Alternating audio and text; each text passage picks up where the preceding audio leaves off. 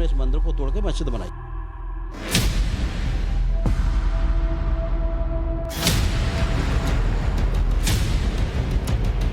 काशी मथुरा का खलनायक, मुगल इतिहास का सबसे क्रूर शासक। 9 अप्रैल 1669 को औरंगजेब ने इस मंदिर को तोड़ के मस्जिद बनाई थी। हिंदुओं की आस्था पर हथौड़ा चलाने वाला बादशाह। जो मंदिर ने तोड़ा वो तो बहुत बड़े पत्थर में था, तो उसके जो आज भी खंडर हैं वो ईदगाह की तरफ है, ईदगाह के सामने भी हैं। जिसने काशी की आत्मा को पहुंचाई चोट। मथुरा से कृष्ण का नाम मिटाने का षड्यंत्र रचा। दीपावली के दिन जो उसमें दीपक लगते थे तो वो इतने ऊंचे होते थे कि वो दूरबीन से बादशाह को आगरा से दिखते थे। धार्मिक स्थलों को तोड़ने वाला तानाशाह। कि वो बड़ा प्रसन्न हुआ, यहाँ आया, बड़ा प्रसन्न हुआ उसके खंडरों को देख करके। काशी मथुरा को अब कोर्ट से मिलेगा न्याय।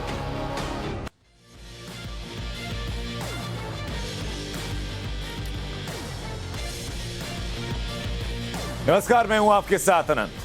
काशी और मथुरा देश के इन 2 बड़े धार्मिक स्थलों का विवाद कोर्ट में। काशी और मथुरा दोनों जगहों पर विवाद सिर्फ एक है कि मंदिर की मूल जगह पर अब मस्जिद है। मंदिर को तोड़ करके मस्जिद बना दिया गया। इतिहास की किताबों, इतिहास के दस्तावेजों में काशी और मथुरा के खलनायक का नाम का जिक्र है और वो खलनायक का नाम है औरंगजेब। औरंगजेब ने मथुरा में श्री कृष्ण जन्मभूमि पर बने मंदिर को गिरवाया तो काशी विश्वनाथ मंदिर को तोड़ने का काम भी किया। हिंदुओं के सबसे बड़े दुश्मन औरंगजेब ने सैकड़ों साल पहले जो क्रूरता हिंदुओं की आस्था पर दिखाई, आज उसी क्रूरता की वजह से दोनों मंदिरों का मामला कोर्ट में है। आपको हम सबसे पहले श्री कृष्ण जन्माष्टमी, श्री कृष्ण जन्मभूमि पर ऐसे दस्तावेजों के सबूत आपको दिखाएंगे जो आपने पहले कभी नहीं देखे होंगे। आपको याद होगा टाइम्स नाउ नवभारत पर ज्ञानव्यापी परिसर के मामले में भी एक सबूत टाइम्स नाउ नवभारत ने आपके सामने रखा है। चाहे 1937 में दर्ज कराए गए गवाहों के बयान हो, चाहे वो पौराणिक मान्यताएं हो, चाहे धर्म ग्रंथों में ज्ञान और वापी शब्दों का अर्थ हो, चाहे काशी के 6 वापियों का अर्थ बताया गया हो, चाहे वहां मौजूद 100 फीट के शिवलिंग का जिक्र किया गया हो, और चाहे पुरानी किताबों में, दस्तावेजों में उस पूरे परिसर का पूरा नक्शा सामने रखा गया हो। आज वैसी ही झलकी आपको तब भी दिखाई पड़ी होगी जिस वक्त वहां अंदर जब एक कैमरामैन गया था सर्वे के लिए, उसने क्या देखा। टाइम्स नाउ नवभारत ने आपको बताया था ज्ञानव्यापी को लेकर भी कि वहां पर कैसे मंदिर के चिन्ह हैं।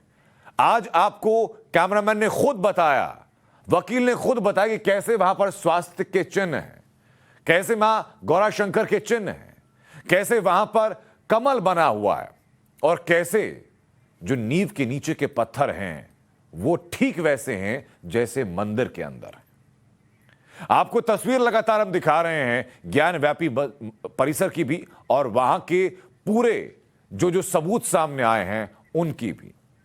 आपको मथुरा लेकर चलें और वहां पर लगभग 650 साल पुराने इतिहास से आज वाकिफ कराएं। उससे पहले सबसे पहले आपको काशी के ज्ञानव्यापी मस्जिद विवाद की बात बताते हैं।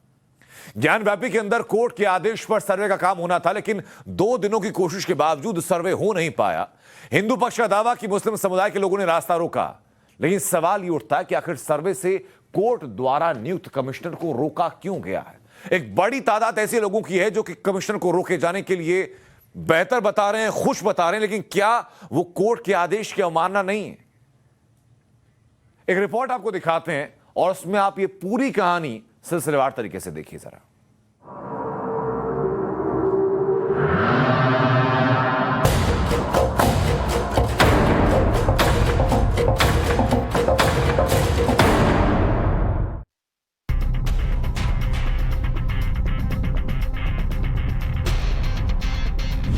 काशी में कोर्ट का ऑर्डर चलेगा या गर्दन कटाने वाली धमकी। कोर्ट अगर ये ऑर्डर कर दे जाके यासीन साहब की गर्दन काट ले आइए तो हम बढ़ जाए चुपचाप, आइए भैया गर्दन काट लीजिए मेरी। नहीं सर, देश में कानून का राज चलेगा या चलेगी मौलाना की धमकी। प्रशासन मंजूरी देती है तो वीडियोग्राफी करें, हमें कोई मतलब नहीं, लेकिन मस्जिद के अंदर नहीं, बैरिकेडिंग के अंदर नहीं, मस्जिद के अंदर नहीं। हम तो ये कह रहे हैं हम कानून के दायरे में रहते हुए अंदर नहीं आने देंगे बस। अभिव्यक्ति की आजादी वाले मुल्क में इस तरह की दलीलें सैयद मोहम्मद यासीन की हैं। जनाब कौन हैं, उनका परिचय बताएं। उससे पहले जरा सोचिए, जिस देश में मौत की सजा मुकर्रर होने पर भी गर्दन नहीं काटी जाती, जहां कानून और संविधान सबसे ऊपर हैं, वहां ज्ञानवापी मस्जिद के ज्वाइंट सेक्रेटरी की जुबान से इस तरह की उकसाऊ बातों का क्या मतलब? मोहम्मद यासीन की बातें जरा गौर से सुनिए। ऐसा है, वही तो मैं कह रहा हूँ, कोर्ट अगर ये ऑर्डर कर दे जाके यासीन साहब की गर्दन काट ले आइए तो हम बढ़ जाए चुपचाप, आइए भैया गर्दन काट लीजिए मेरी। वो अलग नहीं, माफ कीजिएगा, एक ही चीज है। जब एक कानून बना हुआ है, इस दायरे के अंदर सिर्फ मुसलमान आ सकते हैं या सुरक्षा कर्मी आ सकते हैं और कोई नहीं आ सकता, तो क्या वो कानून छोड़ दिया जाए, बिल्कुल बंद कर दिया? इसका मतलब फिर तो छोड़ दिए, सब खुलेआम आते जाते रहे लोग। हम तो ये कह रहे हैं हम कानून के दायरे में रहते हुए अंदर नहीं आने देंगे। मोहम्मद यासीन की ये धमकी वाराणसी की अदालत के उस फैसले के बाद आई है जिसमें श्रृंगार गौरी पूजा केस में सिविल जज रवि कुमार दिवाकर ने वीडियोग्राफी का ऑर्डर दिया है। 26 अप्रैल के फैसले में कोर्ट ने काशी विश्वनाथ, ज्ञानवापी मस्जिद कॉम्प्लेक्स और दूसरी जगहों की वीडियोग्राफी का आदेश दिया। अदालत के फैसले के मुताबिक ईद के बाद और 10 मई से पहले एडवोकेट कमिश्नर को वीडियोग्राफी का काम पूरा करना है। मां श्रृंगार गौरी की पूजा को लेकर केस क्या है, उसे समझना भी जरूरी है। दरअसल दिल्ली की राखी सिंह, लक्ष्मी देवी और सीता साहू समेत कुछ महिलाओं ने वाराणसी की अदालत में 18 अप्रैल 2021 को मुकदमा दायर किया था। इसमें याचिकाकर्ताओं ने श्रृंगार गौरी, भगवान गणेश, हनुमान जी और नंदी महाराज की रोजाना पूजा की इजाजत मांगी थी। हिंदुओं की आस्था के ये चारों पवित्र स्थान ज्ञानवापी मस्जिद की बाहरी दीवार पर हैं। याचिकाकर्ताओं ने इन मूर्तियों को किसी भी तरह के नुकसान से बचाने की गुहार भी लगाई थी। हम लोग तो अपना ही चीज मांग रहे हैं और अपनी चीज पे ही जाना चाह रहे हैं। माँ श्रृंगार गौरी हमारी देवी है, आराध्य देवी हम लोगों की है। हम महिलाओं ने इसके लिए केस दर्ज किया है और हम लोग जो है कि जाना चाहते हैं, वहाँ पूजा पाठ करना चाहते हैं। अपनी जो है कि जो हमारी स्थिति है मंदिर की अंदर जो है कि कॉरिडोर में क्या है हम लोग देखना चाहते हैं। अदालत ने जो मतलब फैसला दिया उसको तो उनको भी तो मानना चाहिए, हम लोग के वहाँ मंदिर है, श्रृंगार गौरी विराजित है, उनको डर लग रहा है कहीं अंदर जाने पर मंदिर न निकल जाए, ये वही डर है उन लोग को। मंदिर उसमें ये है। अंजुमन इंतजामिया कमेटी का ये कहना है कि जब 1993 में अयोध्या भूमि को लेकर जो आंदोलन चला था, उसके बाद एक हाई पावर कमेटी की गठन किया गया था, जिसमें ज्ञानवापी की सुरक्षा को लेकर एक प्रस्ताव पारित हुआ, जिसमें ज्ञानवापी परिसर को पूरी तरीके से रेड जोन में घोषित कर दिया गया था, जिसमें सिर्फ सुरक्षा कर्मियों के अलावा जो मुस्लिम हैं वो जाएंगे। अगर ये आदेश का पालन होता है तो इसमें सुरक्षा कर्मियों के साथ साथ गैर मुस्लिम भी जाएंगे और इसी बात को लेकर वो विरोध कर रहे हैं। साथ साथ अंजुमन इंतजामिया कमेटी का ये कहना है कि उस कोर्ट ने जो अपना आदेश पारित किया है, जो आदेश दिया है, उसमें ये कहीं नहीं लिखा है कि विवादित परिसर के अंदर भी वीडियोग्राफी या सर्वे होगा। तो मस्जिद कमेटी वीडियोग्राफी का विरोध 1993 के सुरक्षा प्लान की दुहाई देकर कर रही है, लेकिन जब हाईकोर्ट ने भी उसकी अपील खारिज कर दी, ऐसे में अदालती आदेश की नाफरमानी की मंशा पर हिंदूवादी संगठन सवाल उठा रहे हैं। हमें मात्र इतना ही कहना है कि माननीय न्यायालय का आदेश है, उन्हें पालन करना चाहिए। इस देश का हर व्यक्ति माननीय न्यायालय का आदेश का पालन करता है, उन्हें भी पालन करना चाहिए। बेवजह इनका शुरू से ही, मैं 1995 के मुकदमे को वादी रहा हूं, इस समय इस पैरोकार भी रहा हूं। मेरा ये स्पष्ट कहना है कि यदि उनकी हट है, वो बार बार हर मुकदमे में अटकाने भटकाने का उनका लक्ष्य चलता रहता है। उनको एक बार अगर वास्तव में मुसल्लम ईमान है तो माननीय न्यायालय का फैसला का आदर करना चाहिए और आदर करना ही चाहिए। लेकिन ज्ञानवापी मस्जिद मैनेजमेंट कमेटी है कि किसी कीमत पर वीडियोग्राफी नहीं होने देने पर अड़ी है कि अगर हमारी गर्दन भी कट जाए तो हम नहीं घुसने देंगे, और बात सही भी है। जब ऑर्डर है ही नहीं है ऐसा कुछ, तो क्यों आप घुसेंगे? ये वीडियोग्राफी अगर मार्केट में आ जाएगी तो सुरक्षा के लिए बहुत बड़ा खतरा हो जाएगा,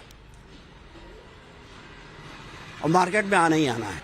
अंजुमन इस्लामिया कमेटी हो, इनकी धमकी का हिंदू समाज पर कोई असर नहीं है। हिंदू समाज एक चट्टान की भांति उठ खड़ा हुआ है, बल्कि इनके बयानों से वह और स्वमेव और एकजुट होता जा रहा है। दरअसल ज्ञानवापी मस्जिद से जुड़े विवादों का किस्सा बहुत पुराना है। ज्ञानवापी मस्जिद में देवी देवताओं की पूजा के लिए 1991 में वाराणसी की अदालत में एक साथ कई अर्जियां दाखिल हुई थी। याचिकाकर्ताओं ने दलील दी कि मुगल बादशाह औरंगजेब ने 17वीं सदी में काशी विश्वनाथ मंदिर के एक हिस्से को तोड़कर ज्ञानवापी मस्जिद का निर्माण कराया था। वाराणसी के वकील विजय शंकर रस्तोगी ने खुद को काशी विश्वनाथ के मुख्य देवता का मित्र बताते हुए निचली अदालत में याचिका दायर की। बाद में मामला ठंडे बस्ते में चला गया और इलाहाबाद हाई कोर्ट ने सुनवाई स्थगित कर दी। लेकिन ज्ञानवापी का मुद्दा अयोध्या विवाद पर सुप्रीम कोर्ट के फैसले के 1 महीने बाद दिसंबर 2019 में फिर से उठा। याचिकाकर्ता विजय शंकर रस्तोगी ने ज्ञानवापी मस्जिद को गैरकानूनी बताते हुए आर्कियोलॉजिकल सर्वे की मांग की। इस पर वाराणसी कोर्ट ने अप्रैल 2021 में ज्ञानवापी मस्जिद के सर्वे का आदेश जारी किया, जिसका यूपी सुन्नी वक्फ बोर्ड और ज्ञानवापी मस्जिद कमेटी ने विरोध किया। सितंबर 2021 में मामला हाईकोर्ट में पहुंचा तो एएसआई के सर्वे पर रोक लगा दी गई।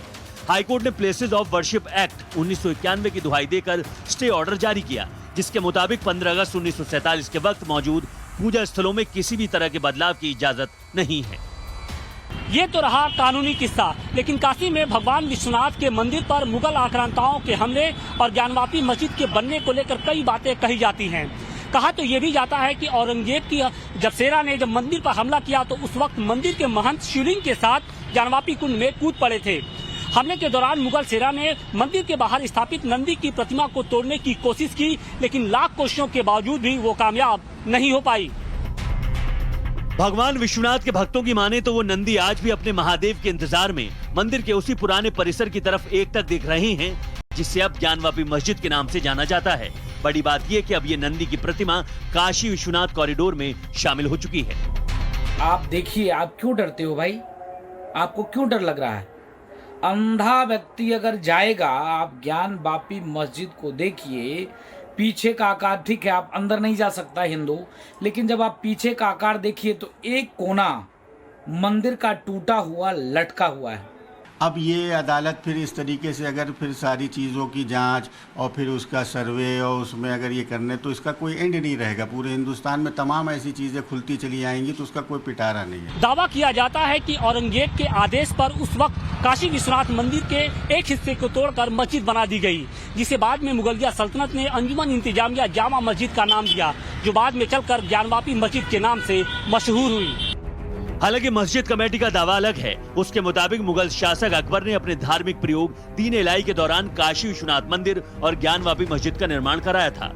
इससे इनकार नहीं किया जा सकता कि दुनिया के सबसे प्राचीन शहरों में एक काशी के अस्तित्व को मिटाने की कई बार कोशिशें हुई, जिसका जिक्र खुद प्रधानमंत्री नरेंद्र मोदी ने भी काशी विश्वनाथ कॉरिडोर के शुभारंभ पर किया था। लेकिन अब नए भारत में कानून और संविधान के मुताबिक काशी के गौरव को लौटाने की अद्भुत और अप्रतिम कोशिश अनवरत जारी है। ऐसे में किसी को भी कानून के राज में मजहबी दीवार खड़ी करने की गैर कानूनी हरकत करने से बाज आना चाहिए। Ashutosh Singh, times now Bharat, Varanasi. और अब बात मथुरा की। हम आपको श्री कृष्ण जन्मभूमि पर ऐसे दस्तावेजों के साथ सबूत दिखाने जा रहे हैं जो आपने पहले कभी देखे नहीं होंगे। 625 साल पुराने उन दस्तावेजों, उन सबूतों से आपको श्री कृष्ण जन्मभूमि का सच पता लगेगा। मथुरा से टाइम्स नाउ नवभारत संवाददाता गौरव श्रीवास्तव ने ऐसे दस्तावेज ढूंढे जो मथुरा में मंदिर का सच बता रहे हैं। ये रिपोर्ट जरा आप देखिए।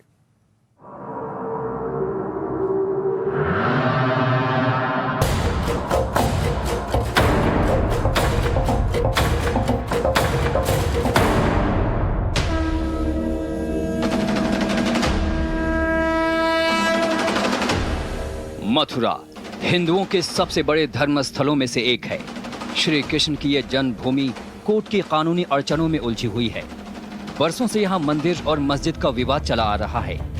इस विवाद में हिंदू पक्ष की ओर से जो भी दस्तावेज कोर्ट में मंदिर के पक्ष में पेश किए गए हैं, वो दस्तावेज टाइम्स नाउ नवभारत के पास भी मौजूद हैं। ये दस्तावेज 100 साल नहीं, 200 साल नहीं, बल्कि 625 साल पुराने हैं। आपको वो भी दस्तावेज दिखाएंगे, लेकिन उससे पहले आपको इतिहास के उस क्रूर तानाशाह के बारे में बताते हैं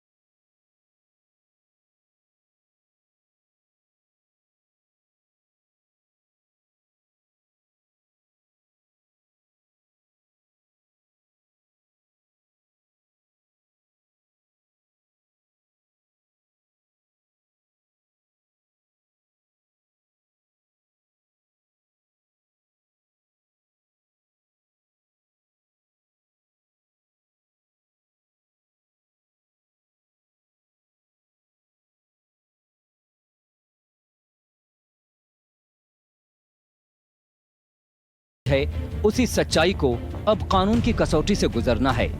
टाइम्स नाउ भारत संवाददाता गौरव श्रीवास्तव मथुरा श्री कृष्ण जन्मभूमि विवाद के हिंदू पक्षकार के पास पहुंचे। उन्होंने जो सरकारी दस्तावेज दिखाए उसमें कहीं भी मस्जिद का जिक्र तक नहीं है।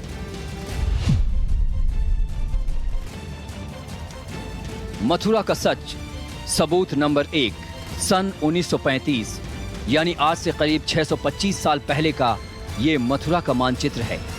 इस मैप में जमीन संख्या 825 श्री कृष्ण जन्मभूमि की रही है।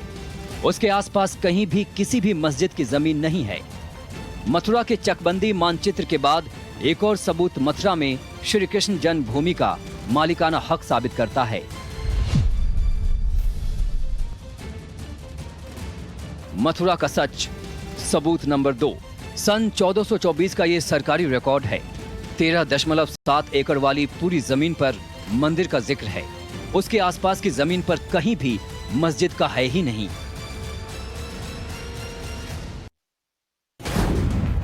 मथुरा का सच, सबूत नंबर 3। इसी के साथ एक सरकारी दस्तावेज है, खतौनी का दस्तावेज। सन 1424 के इस दस्तावेज में भी श्री कृष्ण जन्मभूमि का जिक्र है। यानी आज से 600 साल पहले के सरकारी दस्तावेज बता रहे हैं कि मथुरा में मंदिर के ठीक बगल में कोई मस्जिद थी ही नहीं। घेवट नंबर 255 श्री कृष्ण जन्मभूमि ट्रस्ट को मालिक दर्शाया गया है। ये नॉन जेडे के खसरा नॉन जेडे की खसौनी में आपको दिखा रहा हूँ, तो इसमें बिल्कुल क्लियर है। और ये सर्टिफाइड मैप है जो रेवेन्यू डिपार्टमेंट द्वारा जारी किया गया है। बहुत पुराना है। हाँ, ये रेवेन्यू रिकॉर्ड का है। रेवेन्यू रिकॉर्ड में जारी किया गया रेवेन्यू डिपार्टमेंट के द्वारा। इसमें यहाँ 825 में ये दर्शित की गई है जन्मभूमि को। सन 1670 में औरंगजेब ने मथुरा में श्री कृष्ण मंदिर को गिरवा दिया था और मंदिर से निकली मूर्तियों के लिए भी उसने एक आदेश जारी किया था। मथुरा का सच, सबूत नंबर 4, जनवरी 1670 का औरंगजेब का उर्दू आदेश भी है, जिसमें साफ लिखा है कि मथुरा के मंदिर को तोड़कर मूर्तियों को बेगम साहिबा मस्जिद की सीढ़ियों में लगाया जाए। यहाँ के जो विग्रह थे ठाकुर केशव देव जी महाराज, उनको औरंगजेब आगरा ले गया था और आगरा में लाल किले में एक छोटी बेगम की मस्जिद है, उसकी सीढ़ियों में उन्होंने विग्रह को लगा दिया गया था, जो आज भी लगे हैं। और औरंगजेब ने इन विग्रहों को वहाँ सीढ़ियों में लगाया था और उनसे पैरों से वो शाही खानदान के लोग और चढ़ते उतरते थे, वो कलंकित करने के लिए हिंदू धर्म को, इसलिए उन्होंने लगाया था। औरंगजेब ने मथुरा के श्री कृष्ण मंदिर को तोड़कर भले ही मस्जिद बनवा दी थी, लेकिन सरकारी अभिलेखों में हमेशा वहां मंदिर ही दर्ज हुआ है। 4 अप्रैल 1717 को बैटल ऑफ गोवर्धन हुआ। उस युद्ध में मुगलों की हार हुई और मथुरा पर दौलत राम सिंधिया का कब्जा हो गया। दौलत राम सिंधिया ने मंदिर परिसर की 13.7 एकड़ जमीन को सरकारी जमीन घोषित कर दी। सन 1803 में ईस्ट इंडिया कंपनी का इस जमीन पर कब्जा हुआ। सन 1815 को ईस्ट इंडिया कंपनी ने खुली नीलामी में बेचा। इसके बाद बनारस के राजा रहे राय किशन दास ने जमीन खरीदी। इसके बाद जनवरी 1944 में जुगल किशोर बिरला ने जमीन के लिए 13,400 रुपए दिए और तब जमीन की रजिस्ट्री पंडित मदन मोहन मालवीय, गणेश दत्त और भीकन लाल अत्रेय के नाम पर हुई। यानी इतिहास के पन्नों से लेकर सरकारी दस्तावेजों तक में कहीं भी ईदगाह का जिक्र तक नहीं रहा। इसमें कोई डाउट नहीं है कि प्रॉपर्टी सीरियली हिंदू पक्षकारों के पास है। मुस्लिम पक्षकारों का यहाँ कोई लेना देना नहीं है, वो अनावश्यक रूप से इंक्रोचमेंट करके बैठे। मथुरा का सच, सबूत नंबर 5। टाइम्स नाउ भारत के पास 1970 में नगर निगम को दिए जाने वाले टैक्स की रसीद है। रसीद में जिक्र है कि पूरे 13.7 एकड़ जमीन का टैक्स श्री कृष्ण जन्मभूमि ट्रस्ट ही चुका रहा था। उस वक्त से लेकर आज तक नगर निगम का टैक्स जन्मभूमि ट्रस्ट ही चुका रहा है।